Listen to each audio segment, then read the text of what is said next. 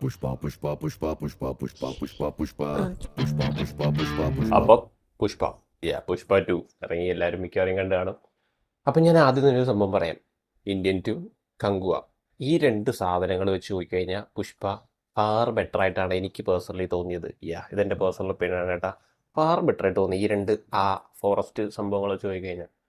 And പിന്നെ എനിക്ക് പറയാനുള്ളത് ശ്രീവള്ളി ആൻഡ് ഫഹദ്. ശ്രീവള്ളി വൻ വെറുപ്പില്ല, ഒരു രക്ഷയില്ല. നാഷണൽ അവാർഡ് കിട്ടാൻ വേണ്ടി ഒരു സംഭവമൊക്കെ കാണിച്ചിട്ടുണ്ട് കുറച്ച് നേരത്തേക്ക്. എൻ്റെ ദൈവമേ, കണ്ടിരിക്കാൻ പറ്റത്തില്ല. പിന്നെ ഫഹദിൻ്റെ കേസ് പറയുവാണെങ്കിൽ അത് വെറുപ്പിലൊന്നുമില്ല, അറിയാം പുള്ളിയുടെ സംഭവം ചെയ്യും. പക്ഷേ ഇതിൽ പുള്ളിനെ ശരിക്കും ഒരു കോമഡി പീസ് ആയി കളഞ്ഞു. വരിക ഊക്ക് മേടിക്കുക പോവുക, വരിക ഊക്ക് മേടിക്കുക പോവുക. But at the end of the day